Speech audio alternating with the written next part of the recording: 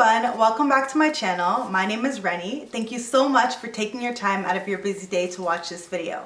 If you are new here, welcome, and if you're a returning subscriber, welcome back. I really appreciate you guys. On my channel, I do fashion, finance, lifestyle, and much more. And today's video is going to be all about finance. We're going to talk about the difference between self-directed investing and managed investing. So let's begin. If you watch my Investing 101 videos, you'll know that I personally choose to do self-directed investing. But I've had a lot of people ask me whether I recommend either self-directed investing or managed investing. So I'm just gonna outline what they actually are and give you the pros and cons of each. Let's start off with managed investing. Having a managed account essentially means that somebody else is managing your money, just as the name suggests. So that could be a fund manager or an investment advisor or any type of advisor. They're the ones who are managing your account and your money.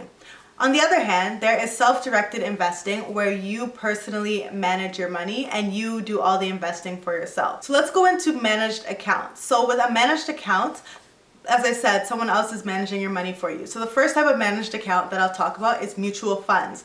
Mutual funds is when a lot of people, so you and maybe hundreds of thousands, it really depends on the size of the fund, but you and many other people put your money, or you give your money to a fund manager who then invests your money for you. So you give them your money and then they decide to invest it in the portfolio that suits you. So they'll ask you what your risk tolerance is. So for example, a high risk tolerance, a low risk tolerance, or a medium risk tolerance, and then they'll ask you what your goals are. So if your goal is to buy a house and then you need the money in 5 years, then they'll make a plan for you based on that. This is an interesting way of putting your money in, and this is the one that the banks will really sell you on, or any brokerage account will really try to sell you on.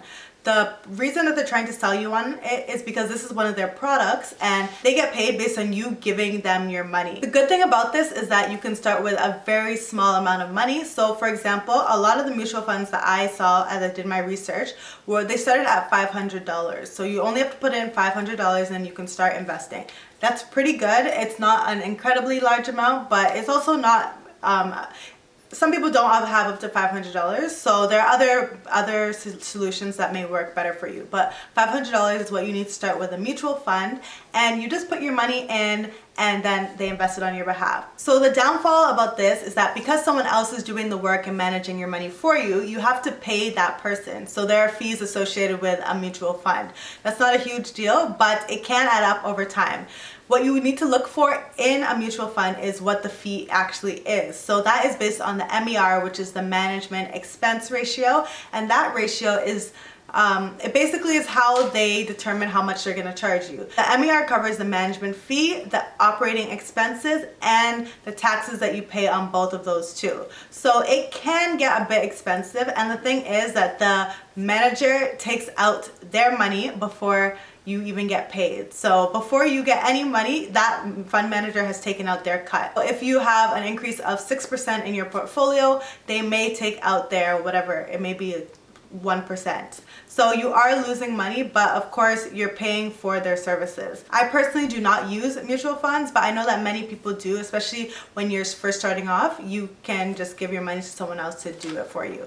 If you want a full video on mutual funds and the different ones that there are, let me know. So the next type of managed account that we have is the fully managed portfolio. So this account would be essentially when this is for high net worth people, so it may not be for everybody. It's not for everybody, but when you have a few $100,000s that you can invest, instead of doing it yourself, you give it to an investment advisor or an investment counselor, and they do all the investing for you. The benefit of this is that they assume that, oh, these people are very busy and they're not able to manage their own money, so we will do it for you.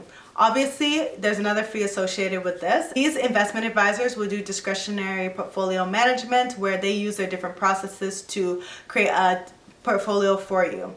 This is a great way for people with a lot of money to have their money invested, but again, it does cost money to do so, and their fees can be pretty high and take a lot of your money out of it. The benefit is you have a team that is dedicated to you and they are trying to help you meet your goals. So there are benefits, but of course this is for people who have a lot of money to invest. Another option that we have with a managed account would be an advisory only account. Instead of the investment advisor giving you advice and then managing the money for you, instead this person simply gives you advice and you pay a fee based on the advice that they give you. So this is another option, but again, solely for people with quite a bit of money to invest. Lastly, we have the self-directed brokerage account. This is the account that I personally like to use, and I think it's a great way to empower you to make the decisions yourself. So with the other accounts, you're not really making the decisions about what you're investing in, but with a self-directed account, you are making all the decisions about what you are investing in. So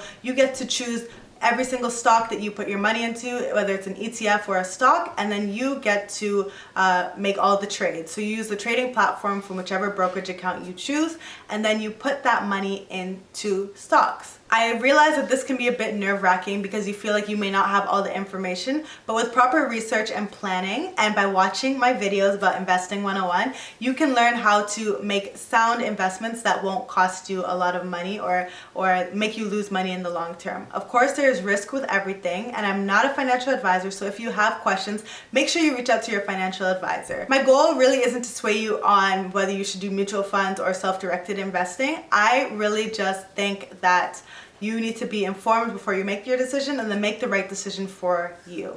Thank you so much for watching. I hope this was helpful. If you want to know about anything else, please leave those comments down below and I will answer those and make a video for you.